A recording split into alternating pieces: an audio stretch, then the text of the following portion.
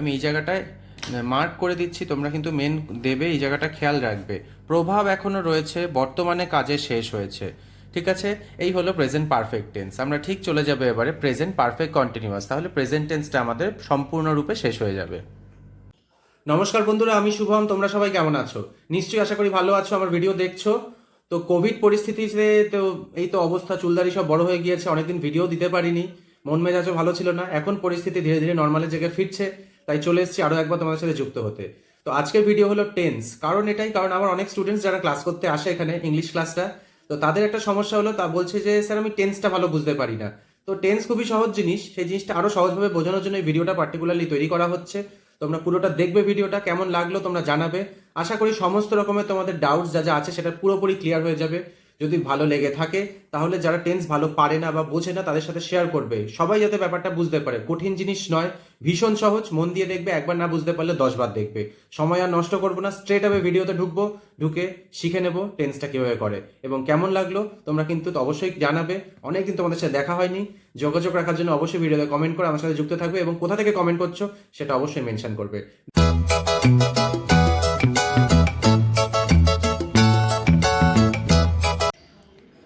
যে টপিকটা নিয়ে আজকে আমরা ডিসকাস করব সেটা হলো টেন্স। টেন্স তিনটে হয়, তিন ধরনের হয়। প্রথম হলো গিয়ে প্রেজেন্ট টেন্স, দ্বিতীয়টাকে আমরা বলি পাস্ট টেন্স, এবং লাস্টেরটার নাম হলো ফিউচার টেন্স। অনেকেই জানো তোমরা, তা সত্ত্বেও আর একটু ভালো করে বুঝে নেব। এবারে প্রত্যেকটা টেন্সকে 4 ভাগে ভাগ করা যায়, 1, 2, 3 and 4। প্রথমটাকে বলা হয় সিম্পল, তারপরটাকে বলা হয় কন্টিনিউয়াস, তারপরটাকে বলা হয় পারফেক্ট, এবং লাস্টেরটাকে বলা হয় পারফেক্ট কন্টিনিউয়াস। ওকে, ঠিক সেভাবেই পাস্টেরও সিম্পল, দ্বিতীয়টাকে আমরা কি বলি কন্টিনিউয়াস, তারপরটাকে বলি পারফেক্ট, আর লাস্টেরটাকে বলি পারফেক্ট কন্টিনিউয়াস। ঠিক আছে, ফিউচারের ক্ষেত্রেও সিম্পল, কন্টিনিউয়াস, পারফেক্ট আর পারফেক্ট কন্টিনিউয়াস। ঠিক আছে, একটু দেখিয়ে দিই এদিকটাতে। হ্যাঁ, পারফেক্ট কন্টিনিউয়াস, এই হলো গিয়ে চারটে করে ভাগ। ঠিক আছে, টেন্সের এই গোটা ভাগটা আশা করি বুঝতে অসুবিধা হচ্ছে না তোমাদের। ক্যামেরাটাকে একটু সহজ করা যাবে কি? দেখছি না, সেটাই ভালো ছিল। আচ্ছা, এবারে আমরা যেটা আলোচনা করব, আমরা সিম্পল প্রেজেন্ট টেন্স নিয়ে আলোচনা করব। ঠিক আছে, simple present tense. Simple present tense, simple present টেন্সে rule 1, rule 2, rule 3 and rule 4, চারটে রুল হয়। স্পোকেন ইংলিশের ক্ষেত্রে যেভাবে আমি ক্লাসে করাচ্ছি এই জিনিসগুলো তোমরা সেভাবে ফলো করো। যারা ক্লাসে আসছো, আশা করি কোনো রকম সমস্যা এরপরে টেন্স নিয়ে অন্তত তোমাদের হবে না।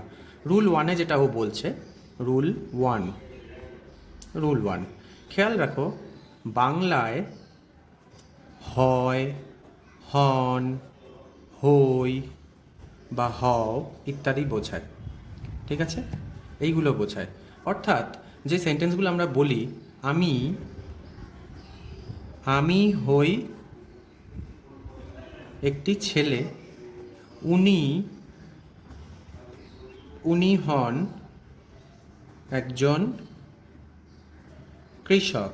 দেখো, খেয়াল করো, তো এই যে আমি হই একটি ছেলে, আমরা এই হইগুলো বলি না, কিন্তু থাকে সেন্টেন্সে। আমি একটি ছেলে, উনি একজন কৃষক, এই যে সেন্টেন্সগুলো আমরা কি বলি, আই অ্যাম আ বয়। সেইভাবেই উনি একজন কৃষক, সেটা আমরা কি বলি, হি ইজ আ ফার্মার। ঠিক আছে, কেমন? তো এই যে সেন্টেন্সটা বলি আমরা এইভাবে, এবারে এই নিয়মটা কি করে হচ্ছে, ফর্মুলা নিশ্চয়ই একটা ইউজ হয়।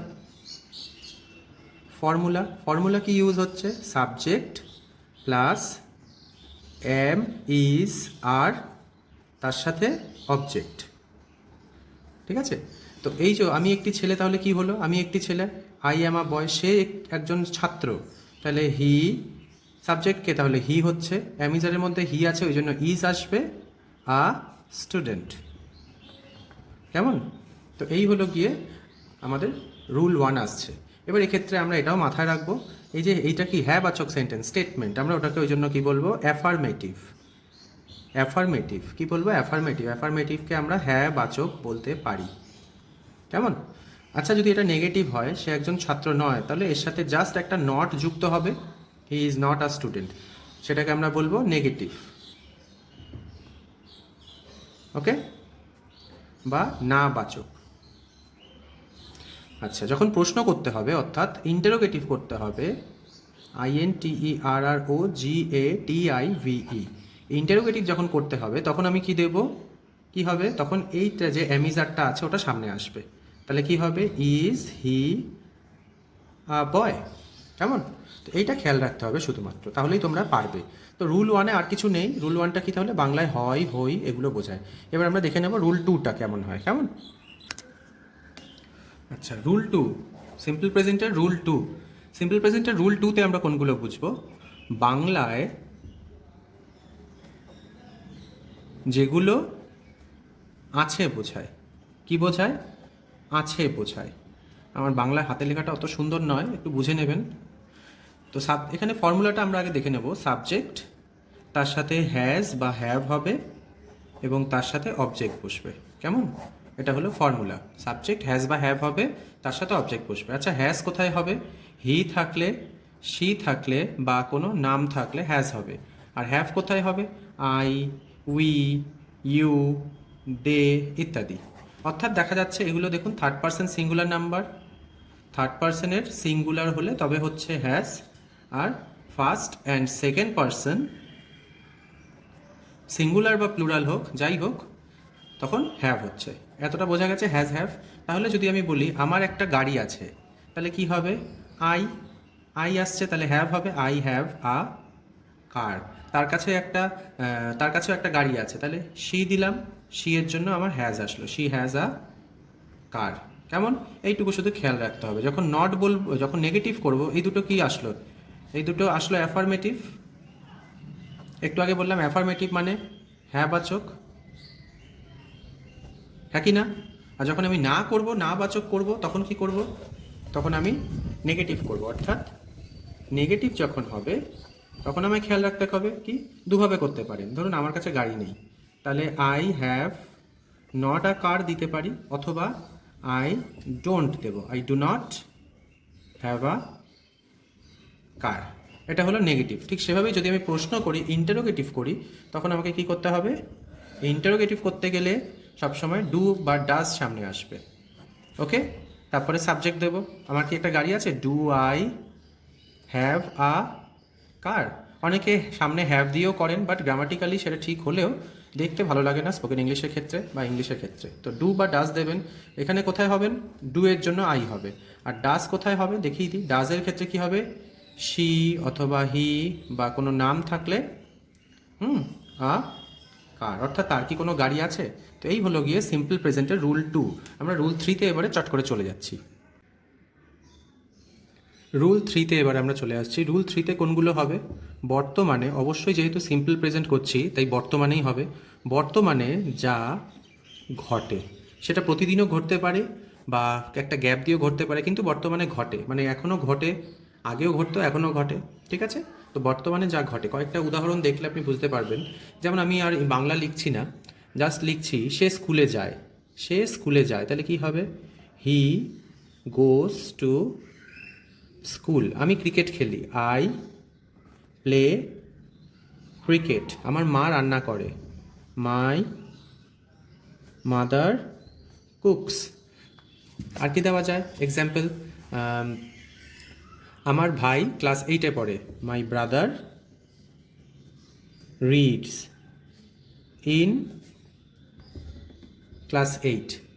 আচ্ছা, তো এবারে একটা জিনিস আমি খেয়াল করি, আচ্ছা তুমি কলেজ যাও, তাহলে কি হবে, ইউ গো টু কলেজ। তো এখানে একটা জিনিস খেয়াল করতে হবে, আমরা কি করছি আগে দেখে নিই, রুল থ্রি করছি কিন্তু। তো রুল থ্রিতে তাহলে কি আসছে, জিনিসটা যেটা আসছে এটা শুধু খেয়াল রাখতে হবে যে, একটু ধরবেন,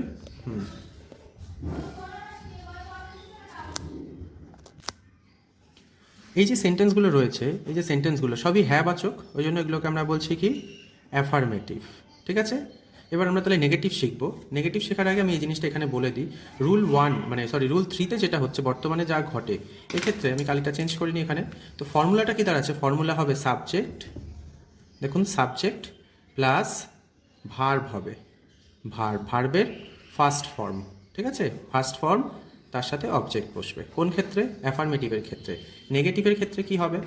নেগেটিভের ক্ষেত্রে সাবজেক্ট প্লাস ডু বা ডাস যে কোনো একটা বসবে, তার সাথে একটা নট দেব, তার সাথে ভার্বের আইএন মানে ফার্স্ট ফর্ম দেব, তারপরে অবজেক্ট দেব, অর্থাৎ ডু নট বা ডাজ নট কিছু একটা বসবে। তো কোথায় ডু কোথায় ডাজ হবে? আমি যেমন বলছিলাম এস বা ইএস যুক্ত হবে কোথায়? যখন হি বা শি বা কোনো নাম থাকবে। নাম মানে মাই mother is also a name, my brother হলো একটা নাম। এক্ষেত্রে দেখুন কুকের সাথে এস যুক্ত হয়েছে, এই যে গো এর সাথে ইএস যুক্ত হয়েছে, দেখুন এখানে রিডের সাথে এস যুক্ত হয়েছে। কিন্তু আমি যেহেতু রয়েছি, যখন আমি রয়েছি, পেন্সিল দিয়ে দেখাই, যখন আমি রয়েছি তখন কিন্তু এস যুক্ত হয়নি, তখন কিন্তু শুধু প্লে রয়েছে। তো এইটাকে আপনাকে খেয়াল রাখতে হবে, ঠিক আছে? তো আর যখন নেগেটিভ করছি, আমরা দেখে নিই একবার, নেগেটিভ যখন করছি তখন কি করছি? সাবজেক্ট ডু বা ডাস, তার সাথে নট বসছে।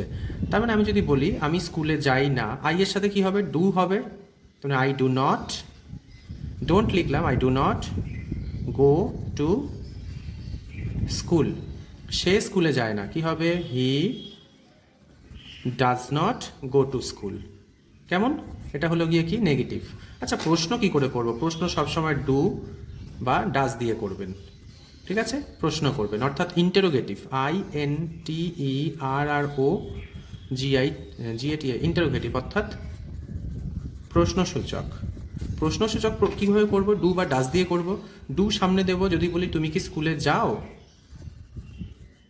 Do you go to school, প্রশ্ন দিলাম। যদি বলি সে কি স্কুলে যায়, তখন does he go to school দিয়ে প্রশ্ন। তো এই জিনিসটা আপনাকে খেয়াল রাখতে হবে। তো তাহলে কিন্তু আমরা এখানে রুল 1, রুল 2, রুল 3 পুরোপুরি শিখে নিলাম। আমরা প্রেজেন্ট টেন্সে সিম্পল প্রেজেন্ট হয়ে গেল। এবার আমরা চলে যাব প্রেজেন্ট কন্টিনিউয়াসে। এতটা আশা করি বুঝতে সমস্যা হয়নি। চলুন প্রেজেন্ট কন্টিনিউয়াসটা এবার টুক করে বুঝে নেওয়া যাক। চলে আসলাম প্রেজেন্ট কন্টিনিউয়াস টেন্সে। প্রেজেন্ট কন্টিনিউয়াস টেন্স বলতে কী বোঝায়? এখানে লেখা রয়েছে বর্তমানে হচ্ছে, চলছে বা ঘটছে এমন কিছু বোঝায়। তাহলে এই ক্ষেত্রে আমাকে খেয়াল রাখতে হবে কোন কোনগুলো এই টেন্সের মধ্যে আসছে। সেটা জানার আগে আমরা ফর্মুলাটা লিখে নেব। ফর্মুলাটা কি হবে? সাবজেক্ট বসবে সবার আগে, তারপরে এম অথবা ইজ অথবা আর আসবে। কোন ক্ষেত্রে এম, কোথায় ক্ষেত্রে ইজ আর আর আসে তো আপনারা জানেন। তারপরে ভার্ব হবে, ভার্বের সাথে আইএনজি হবে, আর তার সাথে অবজেক্ট বসবে। অবজেক্ট মানে সেন্টেন্সের বাকি অংশটা। দেখুন আমি যদি বলি আমি এখন লিখছি, সাবজেক্টকে তাহলে আই এর সাথে কি হবে? এম, লিখছি মানে রাইট, WRIT, আর যেহেতু আইএনজি বলেছে আইএনজি, আই অ্যাম রাইটিং। সে স্কুলে যাচ্ছে, তাহলে কি হবে? শি এর সাথে কি হবে? Is going to school. Okay, যদি বলি আমার মা রান্না করছে, তাহলে কি হবে? My mother is cooking. কোনো অসুবিধা নেই আশা করি। তো এই হলো গিয়ে, এই দেখুন এখানে সাবজেক্ট, সাবজেক্ট কি? মাই মাদার, এখানে ওইটা আসলো অ্যামিজার, আর এখানে ভার্বের আইএনজি বসেছে। যদি চান অবজেক্ট এখানে কিছু নেই, যদি বলতো কী রান্না করছে, কুকিং বিরিয়ানি, এখানে বিরিয়ানি লিখে দিতাম, ঠিক আছে? তো এই হলো কি কন্টিনিউয়াসের, এটা হলো অ্যাফার্মেটিভ মানে হ্যাঁ বাচক। তাহলে এগুলো কি হচ্ছে? কন্টিনিউয়াসের অ্যাফার্মেটিভ, হ্যাঁ বাচক। এবার আমরা নেগেটিভ করব। নেগেটিভ করতে গেলে আমাকে কি করতে হবে? জাস্ট এইগুলোর সাথে একটা করে নট দিতে হবে। দেখুন আমি চটচট করে লিখে দিই, তাহলে বুঝতে সুবিধা হবে। এখানটায় I am not writing, she is not going to school, my mother is, এখানটা হবে my mother is not cooking. তো যখন প্রশ্ন করব তখন কি হবে? মা রান্না করছে না, নট কুকিং। যখন প্রশ্ন করব তখন এই যে জিনিসটা আসছে ইজ বা এম বা আর, ওটা তখন সামনে আসবে। কিভাবে হবে দেখুন, আমি যদি বলি তারা কি ক্রিকেট খেলছে, তাহলে তারা আছে, প্লুরাল আছে, বেশি জন আছে, তাই জন্য আর সামনে আসছে। আর দে প্লেয়িং ক্রিকেট বা ফুটবল লিখলাম, দিয়ে কিন্তু কোয়েশ্চেন মার্ক দিতে হবে। আর কিন্তু সবসময় এটা কিন্তু প্রশ্নটা প্রশ্নের মতন করতে হবে। আর দে প্লেয়িং ফুটবল, অর্থাৎ তারা কি ফুটবল খেলছে। আচ্ছা তুমি কি বই পড়ছো, তাহলে কি হবে? আর ইউ রিডিং আ বুক, প্রশ্ন চিহ্ন আসছে। আচ্ছা যদি বলা হয় সে কি সাইকেল চালাচ্ছে, তাহলে কি হবে? ইজ আসবে, ইজ হি রাইডিং সাইকেল। তো এই হলো গিয়ে ব্যাপার। তো তাহলে কি দেখা যাচ্ছে, যখন নেগেটিভ হচ্ছে তখন ইজের সাথে নট হচ্ছে। এখানটা আরেকবার বুঝে নিই চট করে। কন্টিনিউয়াসে কি হচ্ছে? বর্তমানে হচ্ছে, চলছে বা ঘটছে বোঝাচ্ছে। সাবজেক্টের সাথে অ্যামিজার, ভার্বের সাথে আইএনজি এবং অবজেক্ট। তাহলে কি হচ্ছে? I am writing. নেগেটিভ করতে গেলে আই এম নট রাইটিং, এবং প্রশ্ন করার সময় এই সামনে আরগুলো আসছে, আর বা অ্যাম বা ইজ। তার সাথে সাবজেক্ট বসছে, সাবজেক্টের সাথে ভার্বের ফার্স্ট ফর্ম বসছে এবং অবজেক্ট বলছে। তো এই জিনিসটা খেয়াল রাখতে হবে। তো আমাদের প্রেজেন্ট কন্টিনিউয়াস টেন্স দেখুন টুক করে শেষ হয়ে গেল। একবার ভিডিওটা দেখে নেবেন, ভুলে গেলে আরেকবার দেখবেন, তাহলে অসুবিধা হবে না। কেমন? চলে যাচ্ছি এবার আমরা প্রেজেন্ট পারফেক্ট টেন্সে। ঠিক এরপরে আমরা চলে এলাম present perfect tense. Present perfect tense বলতে বোঝায় বর্তমানে সবে শেষ হয়েছে, অর্থাৎ কোনো কাজ বর্তমানে সবে শেষ হয়েছে এবং তার প্রভাব এখনও রয়েছে। এটাও আমরা লিখে নিই, প্রভাব এখনও রয়েছে। তো এই ক্ষেত্রে আমরা কি করব? প্রেজেন্ট পারফেক্ট টেন্স করব। প্রেজেন্ট আর পারফেক্ট টেন্সের আমরা রুলটাকে এখানে ছোট করে লিখে নেব। সাবজেক্ট হ্যাজ, হ্যাভ, তারপরে যে ভার্ব হয় ভার্বের থার্ড ফর্ম, তার সাথে অবজেক্ট হবে। আচ্ছা, সাবজেক্ট হ্যাজ, হ্যাভ হবে, ভার্বের থার্ড ফর্ম হবে এবং অবজেক্ট হবে। হ্যাজ কখন হবে আমি আগেও বলেছি, হি থাকলে অথবা শি থাকলে বা কোনো নাম থাকলে, এগুলো থাকলে হ্যাজ হবে। হ্যাভ কখন হবে? যখন আমি হব, অর্থাৎ I, you, we, they, etcetera, এগুলো থাকবে তখন হবে হ্যাভ। তার সাথে ভার্বের অবজেক্ট, ভার্বের থার্ড ফর্ম হবে। অর্থাৎ ভার্বের থার্ড ফর্ম বলতে কি বোঝায়? আপনি যদি বলতে হয় আপনাকে গো, আপনি তখন ওয়েন্ট বলবেন না, আপনি তখন গন বলবেন বা গান বলবেন। এটা V1, এটা V2, এটা V3। আশা করি বুঝতে পেরেছেন। অর্থাৎ ঠিক সেভাবে যদি আপনার মেন ভার্ব হয় টেক, আপনি টুক বলবেন না, আপনি বলবেন টেকেন। অর্থাৎ এটা V3, এটা V1, এটা V2, এটা V3। তো আশা করি বুঝতে পারছেন। এবার কয়েকটা সেন্টেন্স আমরা এখানে শিখে নিই, তাহলে আরেকটু ক্লিয়ার হবে। প্রথমে আমরা কতগুলো অ্যাফার্মেটিভ শিখবো। আমরা এর আগেও যেমন বলছিলাম, অ্যাফার্মেটিভ মানে হ্যাঁ বাচক, ঠিক আছে, হ্যাঁ বাচক। এবারে ধরি কোন জাতীয় সেন্টেন্সগুলো হবে। আমি সবে খেয়েছি, এই সেন্টেন্সটা হবে আমার বন্ধু বাড়িতে এসেছে, মাই ফ্রেন্ড। মাই ফ্রেন্ড, তাহলে কি হচ্ছে? এটা কোনটার মধ্যে আসছে? হ্যাজ, কারণ হি শি আর কোনো নেম আছে। মাই ফ্রেন্ডও অবশ্যই একটা নেম, কারণ কি এটা একটা নাউনের মধ্যে পড়ছে। কোন নাউন? এটা কমন নাউনের মধ্যে পড়ছে। মাই ফ্রেন্ড হ্যাজ হবে, has come at my place. Place বা হাউস, আমি প্লেস লিখি সুবিধার জন্য, ভালো লাগে শুনতে। My friend has come at my place. Okay, আমি যদি বলি আমি খবর, এটা আরেকটা হ্যাবাচক দিই, আমি তোমাকে খবর দিয়েছি, তাহলে আই হ্যাভ ইনফর্মড ইউ। খেয়াল রাখুন, আমি এখানটায় লাল দিয়ে এবার মার্ক করি। মাই ফ্রেন্ড এটা ছিল সাবজেক্ট, এখানে এটা সাবজেক্ট, সাবজেক্ট লিখলাম। এখানে মাই ফ্রেন্ডের জন্য হ্যাজ হলো, আই এর জন্য হ্যাভ হলো। এখানে কি কাম, অর্থাৎ V3। কেন? কাম, কেম, কাম। ইনফর্মড, ইনফর্ম, ইনফর্মড, ইনফর্মড, তাহলে সাবজেক্ট হ্যাজ, হ্যাভ বসলো, V3 বসলো, তারপর অবজেক্ট বসলো, অ্যাট মাই প্লেস অবজেক্ট। তো এটা শুধু খেয়াল রাখতে হবে। নেগেটিভ দুটো করে নিই, অর্থাৎ না বাচক, তাহলে অ্যাফার্মেটিভ, পরেরটা কি?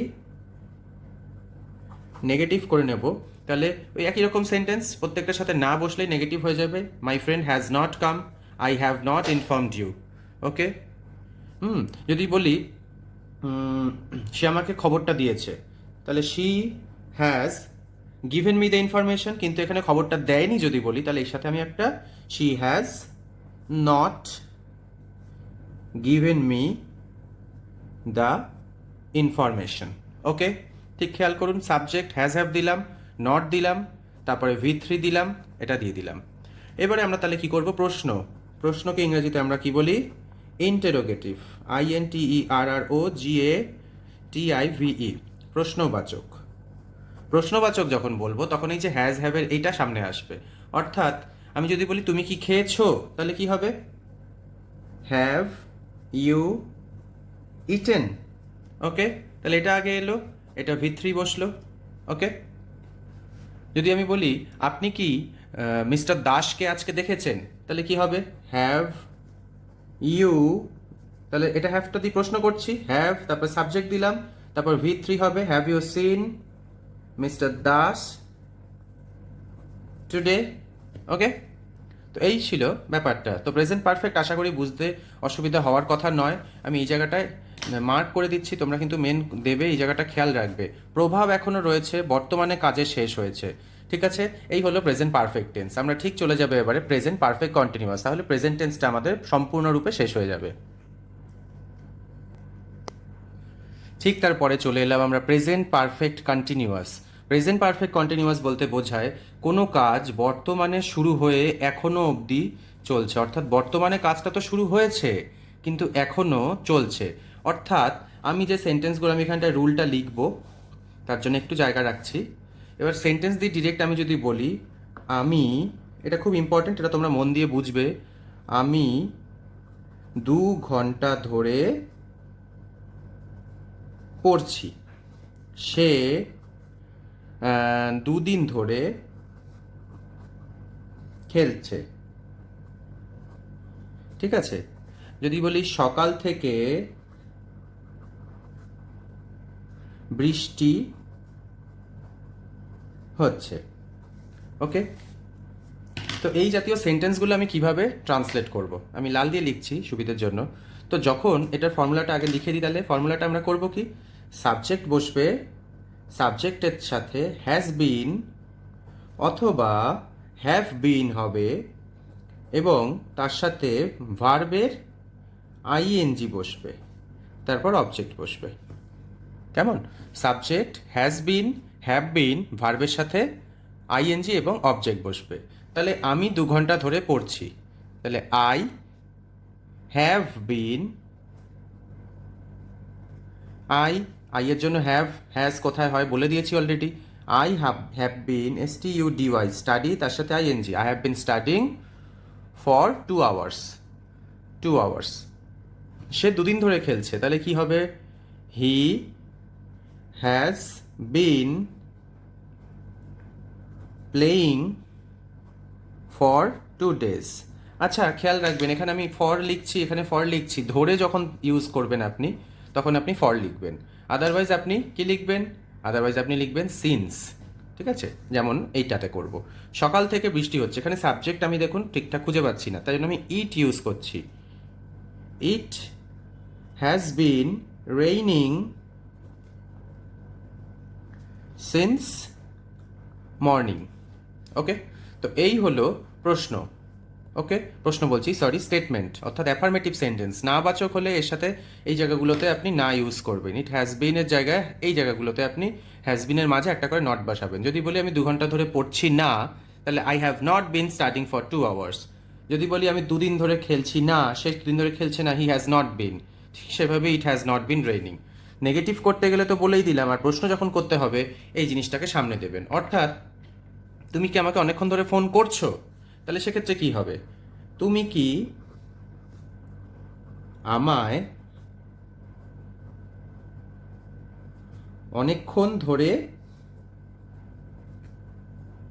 ফোন করছো। দেখুন, এটা হলো গিয়ে কি, এটা হলো ইন্টারোগেটিভ, INTEROGATIVE, ইন্টারোগেটিভ। ইন্টারোগেটিভে আমি কি করব, তখন কি হবে, তুমি, ওই জন্য কি হ্যাভ আসবে, কোয়েশ্চেনের সময় সামনে হ্যাভ আসবে, তারপর ইউ বসবে। Have you been calling me for, অনেকক্ষণ ধরে, লং টাইম, কোয়েশ্চেন মার্ক। তাহলে কি বলবেন আপনি, have you been calling me for long time. তো তাহলে এটা হলো প্রশ্ন। তো এই ছিল প্রেজেন্ট পারফেক্ট কন্টিনিউয়াস। তো আমরা প্রেজেন্ট পারফেক্ট এর আগে শিখলাম, প্রেজেন্ট পারফেক্ট কন্টিনিউয়াস শিখলাম। তো এইভাবে আমরা পুরো টেন্সটা কিন্তু, প্রেজেন্ট টেন্সটা পুরোটা কিন্তু এই ভিডিওতে আমরা ডিসকাস করলাম। কেমন লাগলো ভিডিওটা, কমেন্ট করে জানান।